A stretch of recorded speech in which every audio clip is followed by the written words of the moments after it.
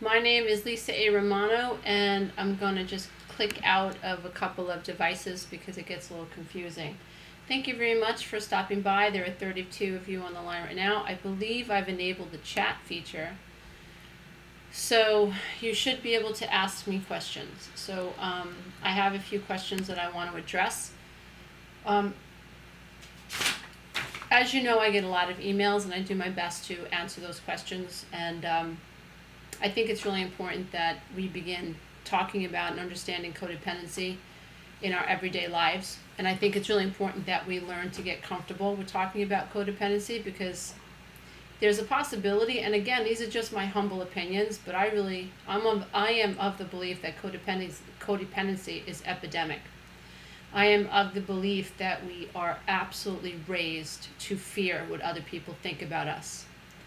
And that does such a number on our brains. And my 12-week breakthrough coaching program, for any of you that are interested and still in the opportunity to get in on that, I still have time for you. You still have time to get in on that. I close registration on September 15th. And I mention that because my whole program is about teaching you about codependency, how it gets programmed into us, and then how our brain interfaces with these ideas from our environment. And so we're children and we're born, and we are subject to the experiences that we have outside of self. And we're like these blank slates. But we're also like part robot in that we have these genes that are operating, the color. That genes will tell us what color our eyes will be, how long our fingernails will be, also our ideal body weight, the color of our hair. I mean, these are like little, think about it. It's like a computer being programmed, right? So what you look like is really, for the most part, in terms of your genes and chromosomes, that was outside of your ability to control that. And then you have this mind. Now, the mind, although is not the brain. And the mind is going to be affected by the environment. And how you feel about yourself is going to be affected by what you experience in your environment.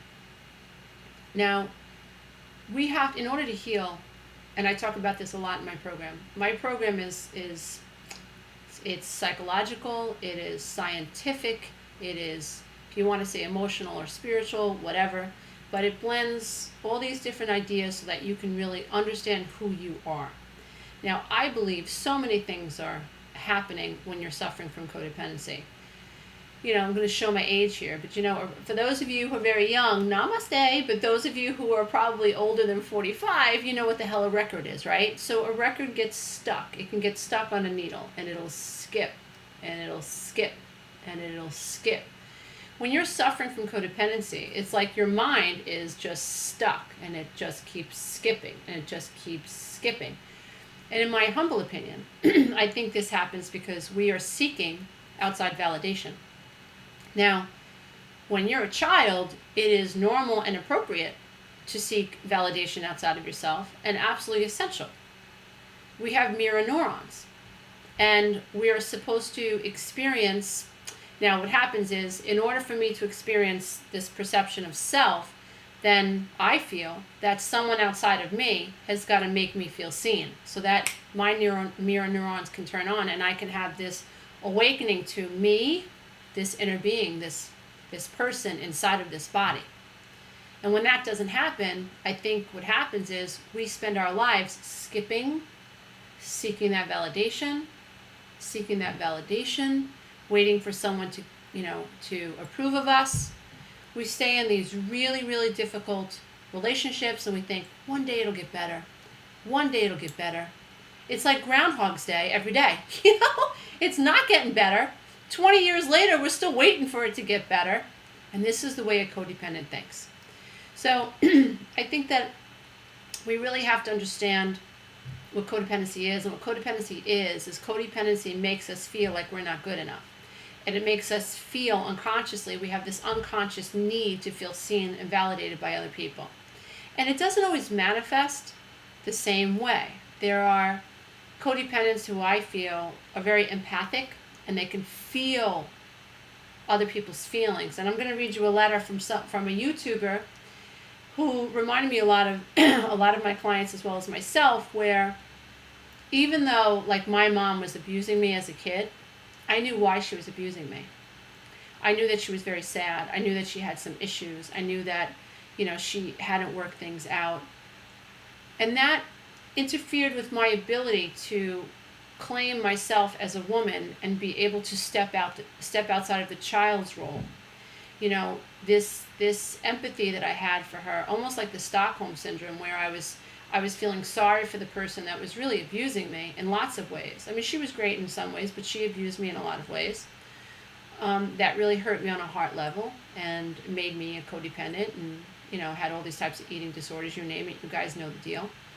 And so I had this empathy for my mother that really followed me throughout my life. So even as an adult, when she was being sarcastic or putting me down in front of people, I still felt bad for her. And so I want to read, I have some video comments coming in, which is kind of cool. And I'm going to do my best. Hello. Hi, Elena. Hi, Richie. Hi, Renee. Dr. Salka. Alicia. Jenny. Tracy. Thank you so much for showing up. What I'm going to do what I can to get to these questions and comments. I just want to say hello from Canada. Tracy wrote, how long have you all listened to Lisa? I have been almost every day for a year and a half. Thank you, Tracy, so much. Hi, Jenny. I'm glad you just discovered me recently. Hi, Denise. Hi, Betsy. Hi. I'm so glad you're here. Betsy's like freaking awesome. Love her. She's part of my first coaching program, and so is Yelena. So let's get to this question, shall we? So I just want to make sure you guys can all hear me. So if you could just give me a shout out and let me know that you can hear me, that would be great. Just want to make sure.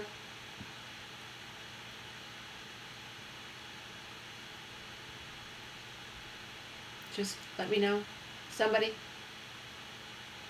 Okay, great. Thank you, Renee. Awesome. Okay, so this comment comes from a YouTube viewer, and she says to me, this spoke to my soul. It's actually the video. This is the thumbnail. I don't know if you guys can see it. But the thumbnail is Narcissistic Mothers, How They Control Their Young. Thank you so much, Anna. Esra TV. Thank you, Richie. Thank you. Okay, so she wrote, this spoke to my soul. My mother is a narcissist, and she guilt trips me all the time. She suffered as a child from sexual abuse, and she has irrational fears about my sisters and I. She wants to control us, and since I won't take it, she is relentless to cause me emotional pain. I've never said anything cruel to her, but if I have an opposing opinion, I won't hear the last of it. That's very, very common. I tried to tell her she needs a therapist, but she lectured me for weeks and tried to make me feel guilty every day. She'll bring up something irrelevant to go out of her way to cause me pain, because I don't want to be controlled. I can leave, and I am in the process of moving out to heal, but my little sisters are not. I don't want them to suffer, as we are her targets to lash out at when she's upset overly, literally nothing.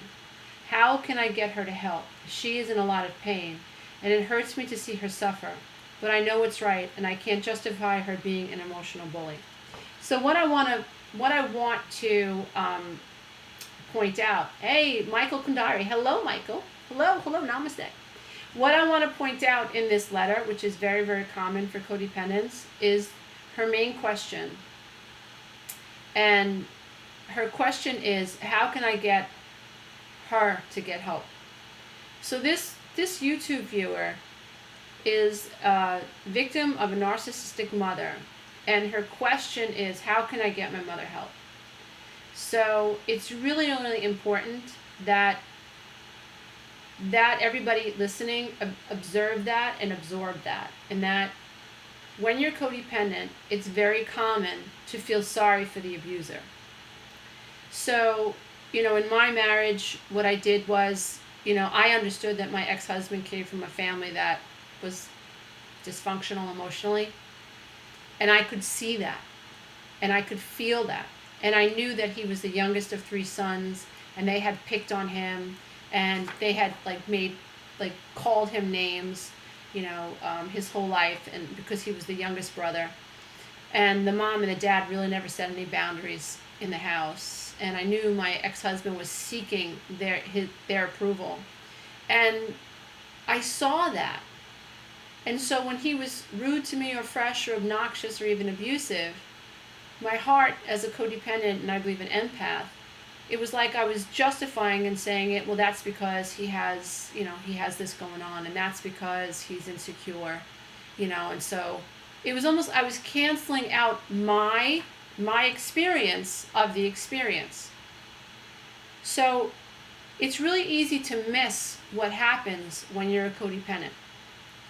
It's really easy to miss and not understand that when you're a codependent and you've been taught that your feelings don't matter, how you could be 50 years old and have an abusive conversation with your 80-year-old mother, and how in the back of your head you're thinking, yeah, she's old, yeah, she was sexually abused as a kid, well, yeah, my dad wasn't very nice to her.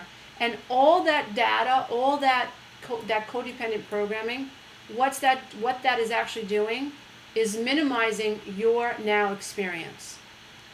So the way we heal is to learn how to be in the now. Because when you learn how to be in the now, what ends up happening is you learn to be able to process in real time what you're actually feeling. So the only way to heal and move forward is to know what you're feeling and to learn how to integrate it, right? And so we talk a lot about cognitive dissonance in my 12-week program, and how one side of the mind has a belief. And if you have this belief that you need other people's approval, or that you need to feel sorry for your abuser, then that's your belief. So when the right side of your mind, let's say, confronts that and says, hey, what about me? If the belief is really strong that you need to protect the abuser, it'll cancel it out. Like, you won't even be able to have your experience. So it's really, really, really important that as you heal, you understand how important it is to understand what's happening on the level of your mind, and also how your organic brain works. So if you have pain associated with confronting your mother, or you have pain associated with putting a no contact rule in place so that you can actually live, happily, then one part of your brain is going to cancel out any need or impulse you have to confront the abuser. Now, there's nothing wrong with you. That's just the way the brain works. So I can only tell you that's what's happened in my life and in the lives of the clients that have taken the 12-week breakthrough coaching program, and it's evident. You can see their testimonials on YouTube. Some of them are actually on the live stream right now. We have Kate, we have Alejandra, we have Michael, we have Yelena. All have been through the program, and Michael, I know, can attest to how becoming aware of what happened from a higher place, from the ability to have, to be more aware, from a higher self, right? From the ability to be the observer of the experience, what that does on the recovery journey, that absolutely propels you. So I'm going to go back and I'm going to read her, hi Mary Kay, I'm going to go back and read her email again, and I want to see if you guys actually are hearing what she's saying. And Betsy's saying, learning how to have my own experience. Yes, I did not know I needed to learn to do this. When you know better, you do better. Yes, Maya Angelou. So, and Dr. Salka is saying, I have the same issue with my mother guilt tripping. Whenever I want to set a boundary, she rarely ever respects it or accepts it without asking for an explanation when I express a boundary verbally. Okay, before I even read this, dear one of the things that I would like you to try to do is when someone asks you a question, now do this consciously, right? I want you to do this consciously. When somebody asks you a question, I want you to experiment with just answering the question in black and white. So my 19-year-old daughter, she's just amazing. I raised her, but I was a very aware mom, right? I was really, really super, super conscious, and she had the benefit of having a mom who's mind was accelerating in growth and becoming very, very aware. So, my little one definitely benefited. So she's different than my other two kids. She's different than a lot of people I know, which is awesome. I just love hanging out with her. So today, for instance, her boss emailed, actually texted her and said, "Hey, I know it's last minute, but can you come into work today?" And my daughter just responded, "No, sorry, can't do." Well, when she told me about the text message, I was like, "Well, maybe you should tell her it's your dad's birthday." And my daughter looked at me straight in the face and she goes, "No, I don't have to do that. That's not necessary." She asked me a question and I answered it. And I was like, I did that. I raised this kid to have that type of self-esteem. And she is not codependent. And she was like, asked a question and she just answered the question. And I thought that was freaking fabulous. Like, wow. So what I want you guys to do, and I'm getting a lot of great questions, which is awesome. So what I want you guys to do is from today, tomorrow, just keep it be really, really conscious and cognitive of it. And I want you to experiment with just answering the questions that people ask you without explaining the answer. That is an amazing life skill. Now, the issue we have as abused adult children is we never felt heard. We never felt like our feelings were legitimate. We felt scrutinized. We were oftentimes accused of things that we were not guilty of. Our parents were oftentimes paranoid. And one of the ways that they kept us in check was by accusing us of things that we were not guilty of. What ends up happening is we end up feeling guilty and we end up feeling ashamed. And that becomes a program. That also becomes what I talk about in Quantum Tools to help you heal your life now. It becomes an emotional set point. So we literally walk around feeling like we have to justify what we think and we have to justify what we feel. We're so worried that people aren't going to see us as authentic. We're so worried that people aren't going to be able to validate us. And this is the thing. It's so complex, dear ones. Healing from codependency is not easy. It is possible, but it does take time because there are so many layers to it. So many layers. When you haven't felt validated from outside of the self, you don't feel seen. You don't feel valid. And so below the veil of consciousness, there's this sense running, right, that we have to feel validated, that people have to see us. And, when my husband asks me a question, did you pick up my dry cleaning?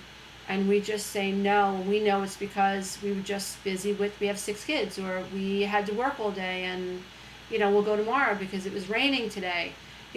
We don't feel comfortable saying, no, babe, I'm sorry I wasn't able to get to it today. We go into a whole song and dance. We take out the tap dancing shoes. We take out the banjo or the drum, and we start justifying why we weren't able to do this one thing. Now, another layer of this crap is we feel super responsible for everybody else. So if we don't do something that was asked, we feel like it's the end of the world. We feel like we have failed miserably.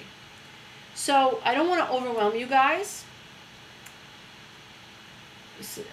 So Dennis asks, so we feel the need to explain because we are guilty because we were programmed that way. Yes, we feel the need to explain because A, we've never been validated, right? So my daughter's been validated her whole life. So if she felt something, I validated. If she was angry, I gave her the space to be angry. If she was angry at me, I said, okay, you have a right to be angry. I'd be angry too if I were you. So my daughter's had the constant experience of having her experiences, her emotional experiences, validated. So her brain has been turned on to, I matter, these feelings matter. So my daughter doesn't have that neurotic need to get other people to fully understand her. I still, they say we teach what we most have to learn. I still catch myself in writing an email to somebody where I'll feel myself over-explaining where it's really not necessary. And that's all my old codependent stuff coming in. So we over-explain, and we justify because we don't feel good enough, we don't feel believed, and we're trying really to appease the other person.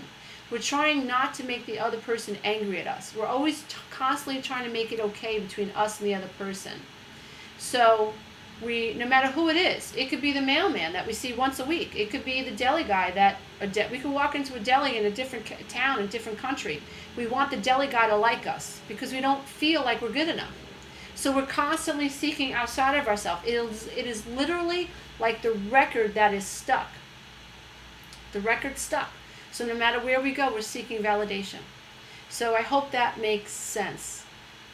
Jeanette said, love this. Dear one, melts my heart. How do you validate kids' feelings without trying to fix their problem? Okay, I'm going to answer that question, and then I want to go back to this significant email because it's a great question. So Jeanette, I talk about it in the program, one of my videos in the program, and I also talk about it on one of my YouTube videos. Don't remember which one.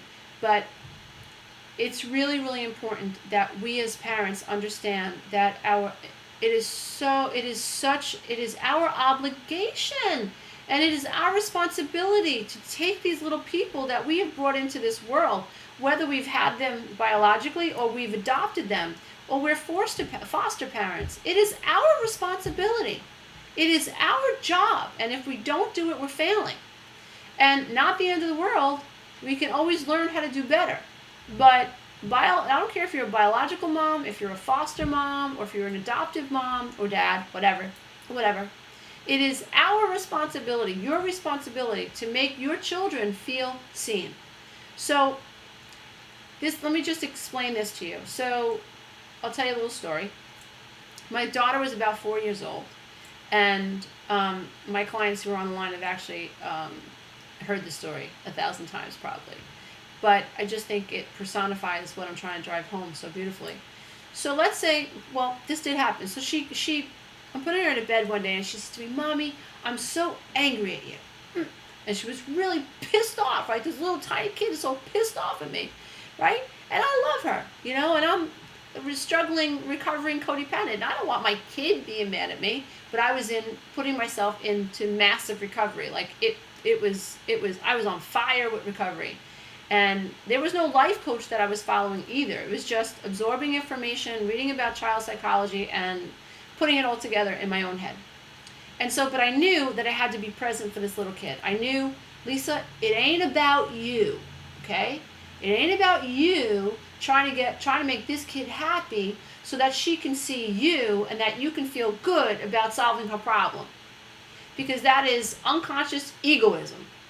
And sad to say, that is the way I raised my son, especially, where if I can make him happy, I felt good. And I was unconscious that my son was really feeling my need to feel seen, which is just fucking functional, okay? And he's 27 years old, and I can still see the effects of that. And I live with that every day, and I do what I can to be present for him now. But there is certainly damage that has been done. Okay.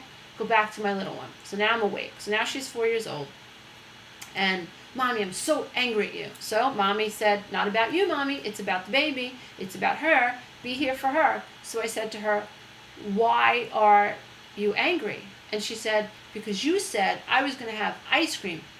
And you didn't give me ice cream after dinner. And I know you're not going to give me ice cream now because it's time for me to go to bed. So in my head, I'm filtering all this information. And I say to myself, validate her. And I said, you know what? I would be angry too. If my mommy promised me ice cream and then it was time to go to bed, I would be upset too. I showed up for her. I had empathy for her. I saw her from a higher state of consciousness. I tapped into higher awareness, right? I became the observer of the experience. I didn't react, right? As codependents, we're constantly fucking reacting. I didn't react. I stayed present, and I observed what was happening inside of me, and I heard myself say, it's not about you, it's about her. And what ended up happening was I understood that if I can see her, her mirror neurons will turn on, and she'll see herself And if I can have that, if I could flow her validity, if I can say, I see you, I hear you, I'm showing up for you, and she can feel seen, then what will happen in her brain is her brain cells, her mirror neurons turn on, and then she, in her little head, her little girl head, can see her own feelings. That is no, it's not too late if your son is 5 at all. You have, honestly, before the age of 12, Yelena, we have a really good chance of fixing this. After the age of 12, when they're not in that theta brainwave state anymore, it's a little bit more difficult, but still not impossible. At 12 years old is when we have to start saying, I'm sorry. Mommy didn't know better. I should have done this, and I did this instead. I'm asking your forgiveness, and Mommy's going to do better.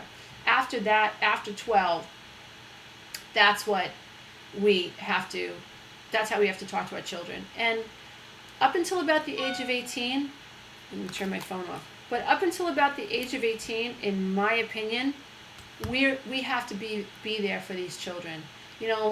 We start to think when they become snotty little 12-year-olds, like we get sick of them. Well, that's what 12-year-olds do. 12-year-olds are pain in the asses, and they have this natural rebellion. And the more you understand the Erickson stages of emotional development, which is Module 1, Week 1 in my program, and I'm sharing this with my YouTube audience, you have to study Erickson stages of development. You have to understand, it's your job as a parent, it's my job as a parent, to understand what my kid's going through. It's not my kid's job to understand me. Now, let's get back to this email. This spoke to my soul. She's talking about the video. My mother is a narcissist, and she guilt trips me all the time.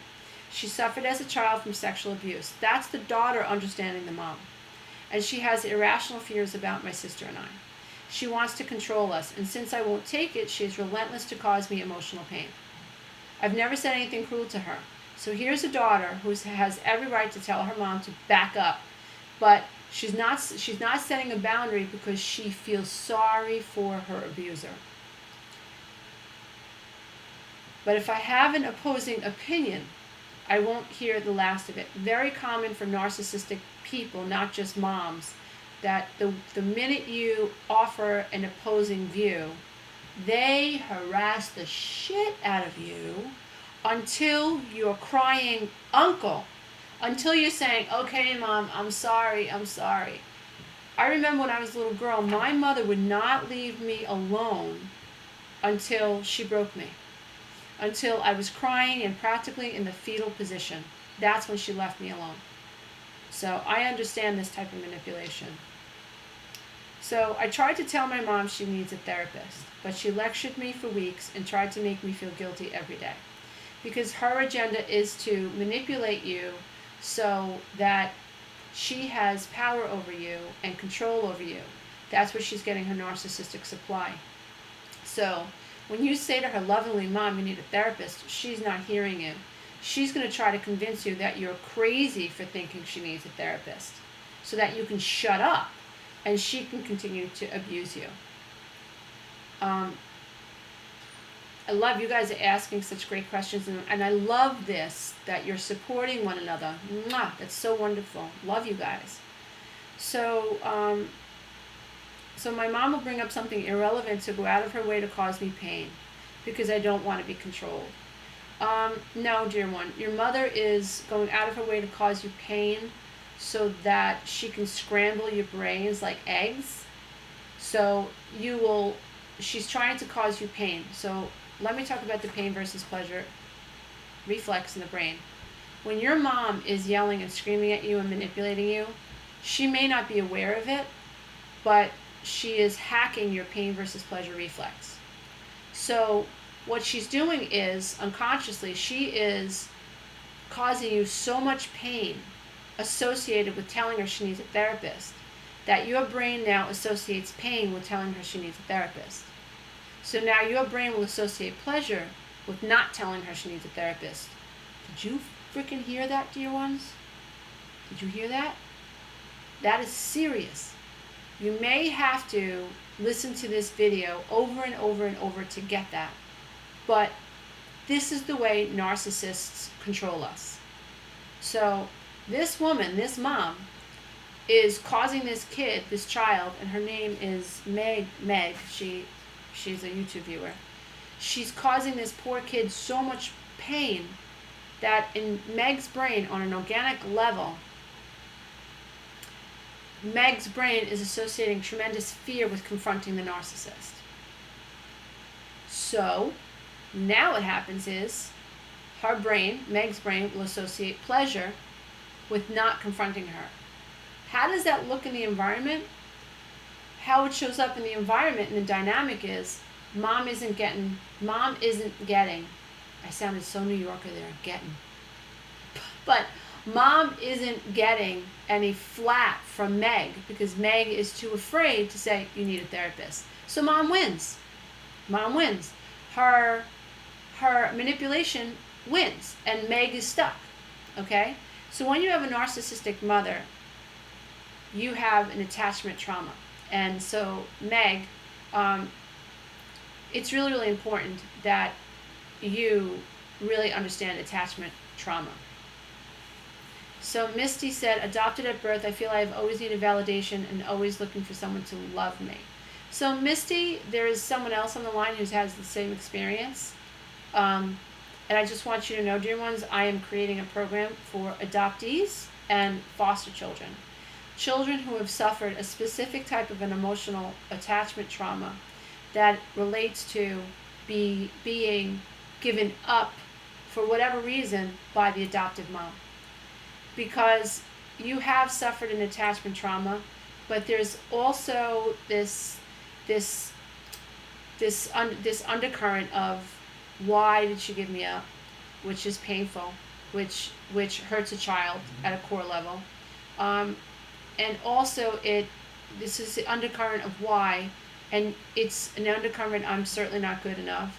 There's the undercurrent of other kids know their moms. There is this grieving that happens with children who have been adopted, and there go my dogs. Children who are adopted and who are in foster care.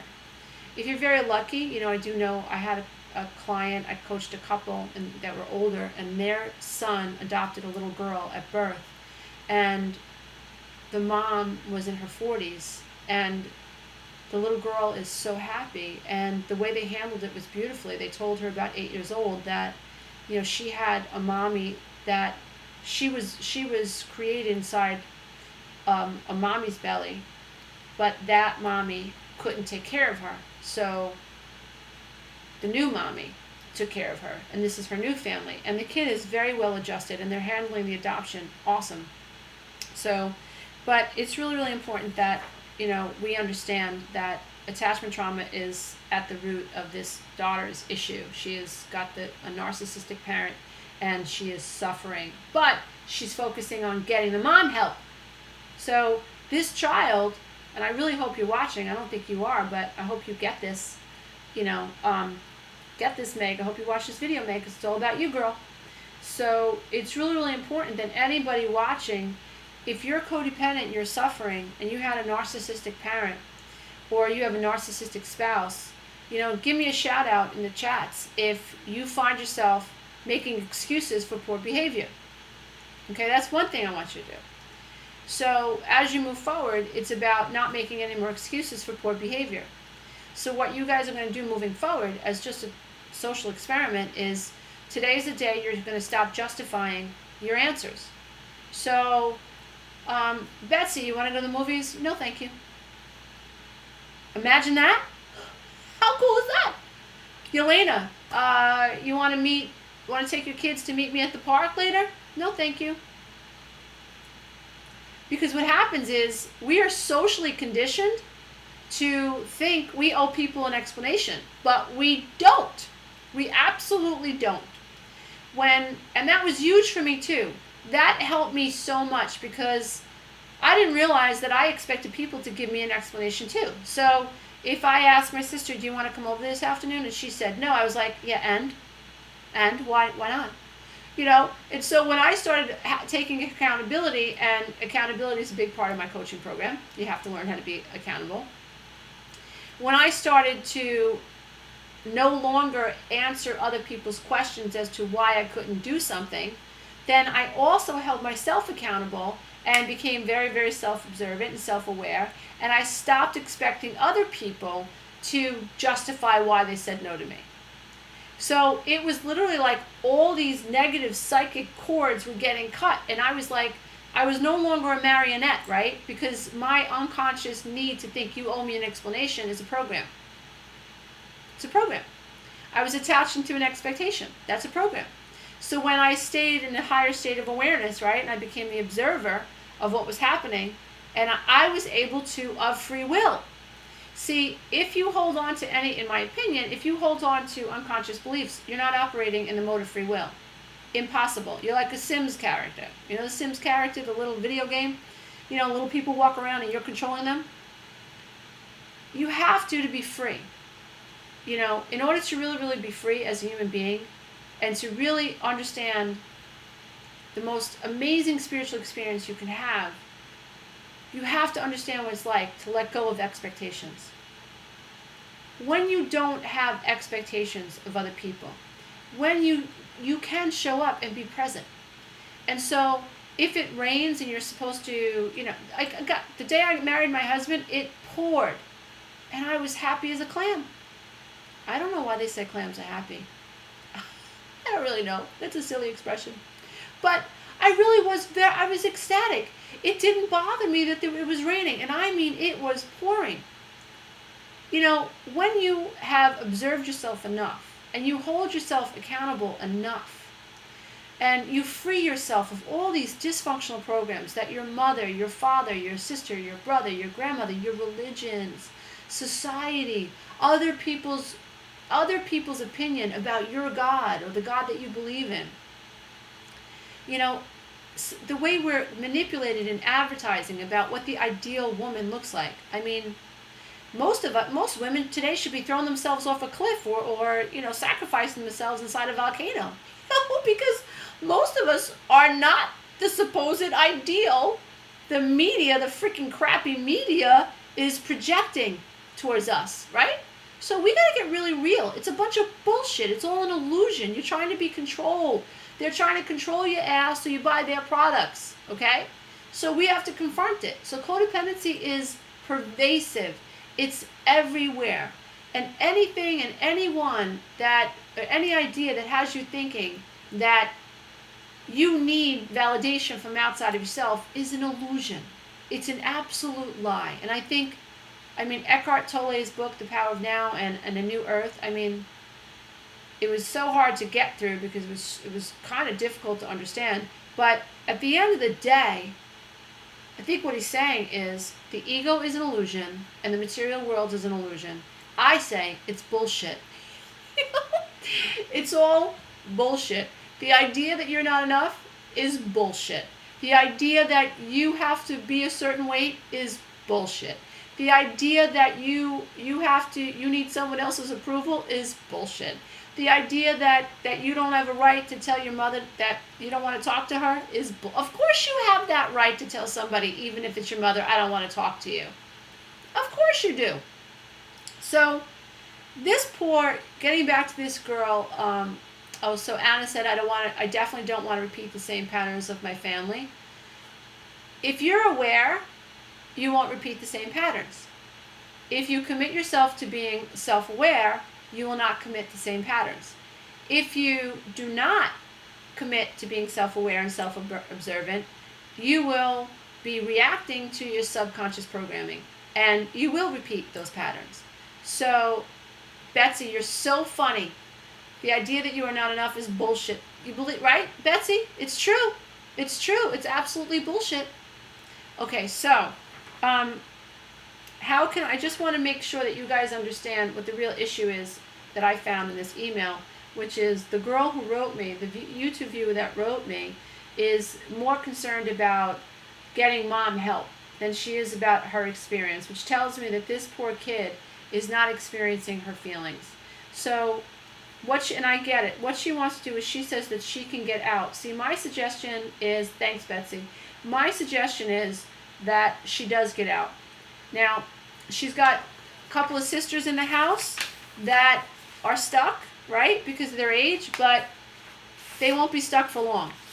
And The way I'm looking at it is if Meg gets out and she gets her own little apartment, guess what? Then her little sisters have a place to go.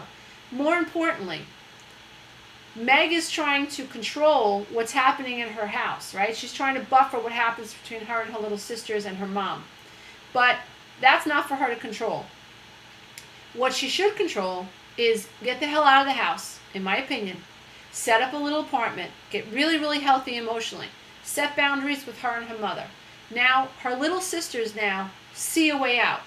So I often tell my clients that I coach privately when they're in this type of a situation. Imagine that you're in a tornado, right? So you're in a tornado and you have generations of generations that are in this tornado with you, right? And when you're in the middle of a tornado, you don't know how big the tornado is because you're stuck in the tornado. So these little girls, her younger sisters, are stuck in this tornado with her and her mom, right? When Meg gets out, imagine her taking a laser and carving a door out in this tornado, and she kicks the door out, the tornado door out, and now suddenly there's a path out. Now Meg's got to jump through. Right now her little sisters are still stuck in their tornado. But guess what? If Meg doesn't get out, her little sisters probably never will. So Meg's got to get out. Meg's got to create her own sacred space. I don't care if you're sharing a bedroom with a healthy family. I don't care where it is, but you got to get out.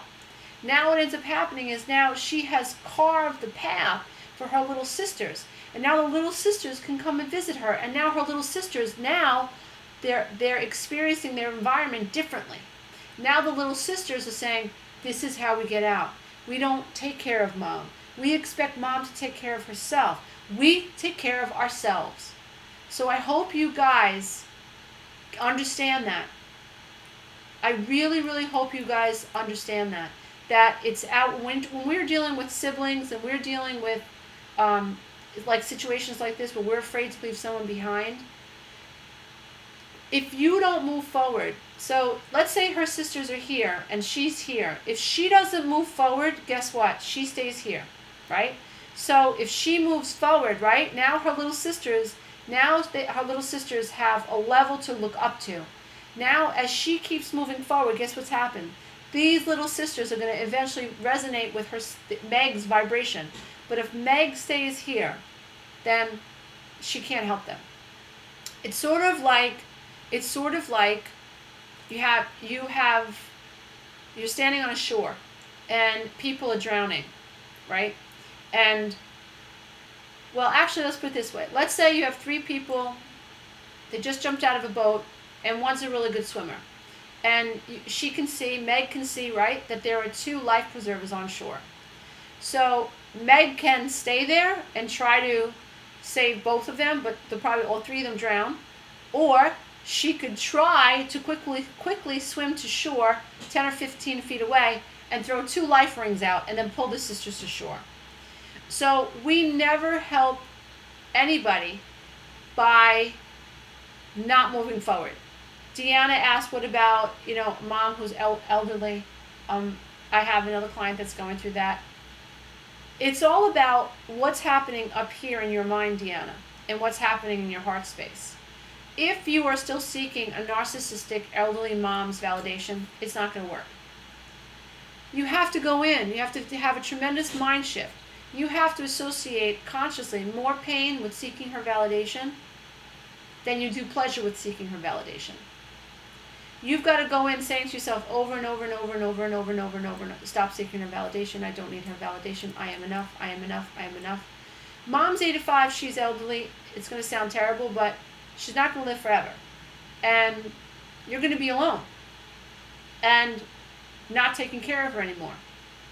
And it's much healthier to make these breaks now consciously while she's alive than to try to do them when she's gone. Because then guilt moves in. You are not responsible for your narcissistic mother. And if reincarnation is real, then she'll have a chance to come back and she will have an opportunity to heal like you are, right? So it's all about what's happening up here, Deanna. You got to stop trying to take care of other people's feelings. So if mom gives you a hard time, accept how you feel what you feel, and set a boundary. Mom, you're ornery. What you just said was offensive. It hurt my feelings, so I'm going to go now. You do that enough, mom's going to learn how to speak to you nicely. And if she doesn't, it may be time to have someone else take care of mom. Because, I mean, I could probably take care of my mom if she was nasty and ornery, but I've been doing this for almost 20 years, so there's not much that she could say that will penetrate. My parents were just here last weekend. My father said a bunch of stupid shit to me. And it was amazing because I was able to observe it, and it didn't bother me at all. It was just awesome. I was like, narcissist. That's what narcissists say. Narcissist. That's a narcissistic comment. It was like, I'm rubber, you're glue, whatever you say to me bounces off of me and sticks on you. When you deflect it, when you are no longer seeking your father or your mother's validation, you can deflect what they say, which is awesome. So I also want, another YouTuber wrote, she wrote, I am taking care of my dad who has Alzheimer's, and I'm very stressed out. When I tell my husband how I feel, he makes fun of me. He says things like, what do you mean you're stressed out? What do you mean you feel like you're drowning? Okay, so now, dear ones, codependent, similar situation, taking care of a parent, but let's break it down. So many problems. So this YouTuber, in my opinion, if I was coaching her, I would ask her a couple of questions. I would ask her if she believes that she needs her husband's validation. I would ask her if she feels unconsciously that she is seeking permission to feel stressed out through him. I know that when I was unhappily married, I was looking for other people to validate the fact that I had a right to be unhappy. I didn't think I had a right to be unhappy. And I was looking for my mother and my father to say, yes, you have a right to be unhappy. So that is a huge codependent red freaking flag. So this client, this member, right, would have to really become self-observant and ask herself these questions. And those of you who did not get my free codependency worksheets, you can join www.lisaaromano.com to get them. And also after this live stream uploads, I will leave a link for you to click on, and you will be able to download a bunch of fabulous big questions that you can use and that I use to keep me self-aware and self-observing what's happening subconsciously in my mind. So, in my opinion, this YouTuber is seeking his support. She seeks his support and she doesn't receive it. She attaches to an outcome that she thinks she needs his support. And she thinks she needs him to validate her. So these are all unconscious, right? All unconscious. So the problems that are going on in her mind is that she's seeking his validation, she's attaching to an outcome, she's putting herself into position number 2. Position number 2 is the child's position. So I already know, I don't even know this woman, and I know that she has an attachment trauma. I know that she doesn't feel valid. I know that her mother and her father did a very poor job, maybe unintentionally, but they did not make this kid feel seen. So now, because she is saying, I tell my husband that I'm tired of taking care of my dad, and he makes fun of me, and that makes me feel bad. Because you're seeking his validation, dear one. And you don't have to do that anymore. So to heal from something like this person would have to be very, very self-observing and self-aware, and ask herself questions like, do I think I am enough? Yes or no? Do I seek his approval? Do I see him as more worthy or more powerful than myself? Do I feel like a child with my husband? Do I feel like I need his permission to say I'm tired? And if the answer to those questions are yes, then what we have to do in the brain, right, is we have to associate pain with seeking his approval. So what I would like you guys to do is, and I'm going to read through some of the comments after this statement, but in the first half of the video, what I want you to do is get used to just answering a question without justifying your answer. Just experiment that. That is so much fun. I remember I was at a gym once, and I worked at a wellness center, and I had a private coaching client, and there was this nosy body lady in the gym. She was very nice, but she had like, her life was knowing what the hell everybody else was doing. I'm sure most of you know someone like that. And she was always asking people questions, but she never revealed any information about herself, which was so interesting, and I was intrigued. So one day, I'm working out in the gym, and she says, "So, Lisa, Rose on vacation?" And I said, "Yep." And I just kept doing my cardio.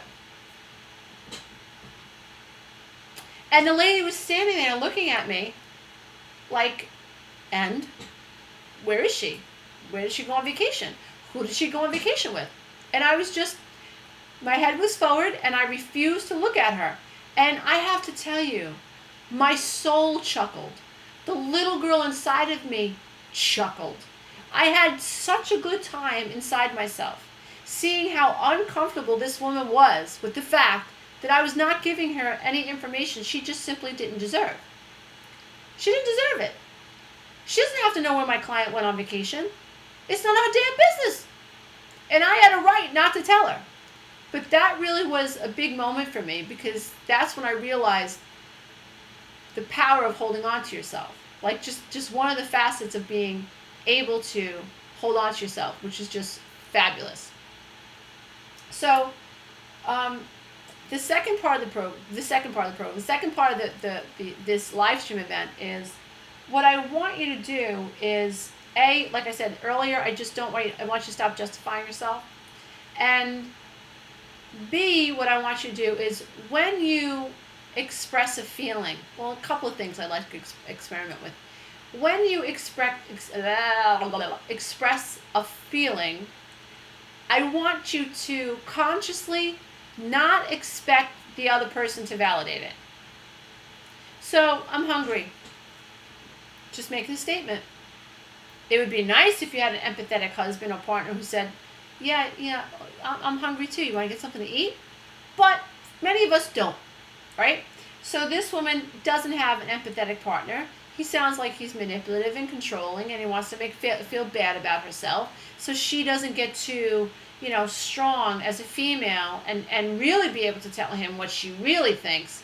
Because what's going on in this dynamic with her husband has nothing to do with daddy having Alzheimer's. Has nothing to do with her saying, I'm exhausted, and him downplaying that and toning her down. Has nothing to do with that.